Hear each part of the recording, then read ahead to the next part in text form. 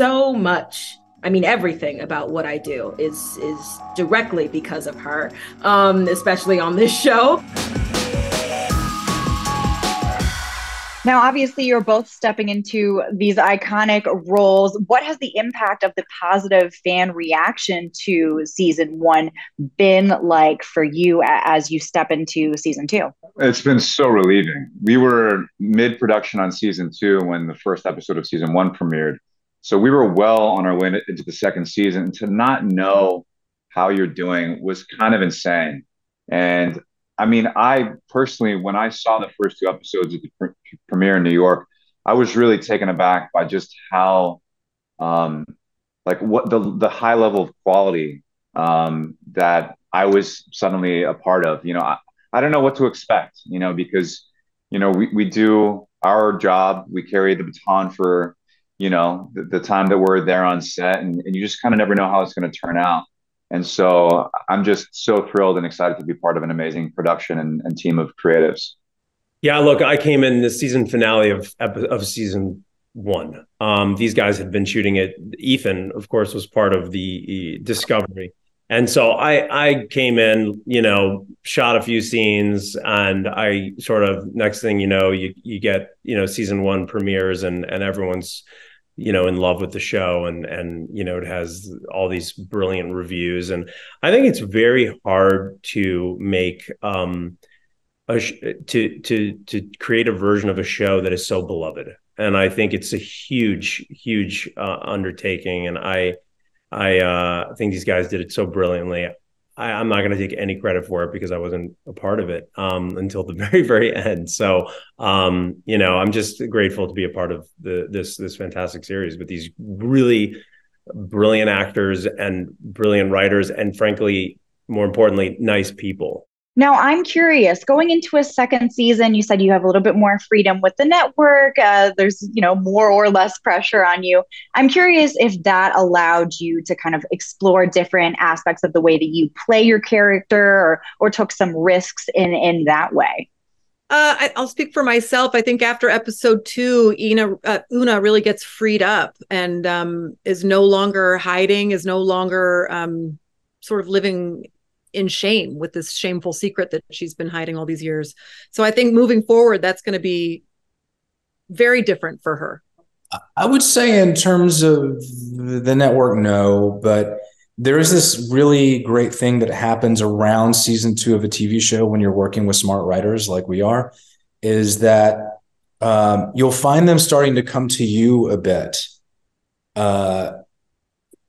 because there is a sense of the character you have from the inside that they're trying to get to from the outside. And in conversations about arcs can often lead to really fruitful ideas.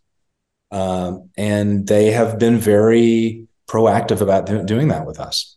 As we're kind of discussing here as a group, there's an emotional trajectory for both of your characters. I'm curious what it was for you that was the most rewarding part of your character's trajectory throughout the season. Maybe it was the fights, maybe it was the emotions, maybe it was something else thrown in there. I'm just curious what your favorite part as an actor was to dive into. Yeah. Surprisingly, this surprised me when it happened, but it was the times when there were some particular moments, which I can't really be specific about, where Chapel got to lean into like pure joy, like really soften into pure joy. And that was really illuminating for me about her. And it was also extremely vulnerable in a way that I didn't expect. But yeah, I found that very, very rewarding. Yeah, perhaps somewhere in episode 8, perhaps somewhere in episode 8. I can't reveal much of it, but but somewhere in there was a moment where I was like, okay, this is going much deeper. This is given. It felt epic, should I say? And I hope that was captured, or I hope that is, what you then see on screen. But it felt epic as we made a good chunk of episode 8 for me personally. My question's for Celia. And entering season 2, almost a year after Nichelle Nichols' passing, can you tell me a little bit about just the impact on you and your performance? Yes, of course, I'd be happy to. So much. I mean, everything about what I do is directly because of her, especially on this show. But I didn't get to meet Nichelle, unfortunately, before she passed, and that is something that sits with me in a different place every day. And her impact on not only this franchise but on the entertainment period. It does not go unnoticed and it does not go unfelt.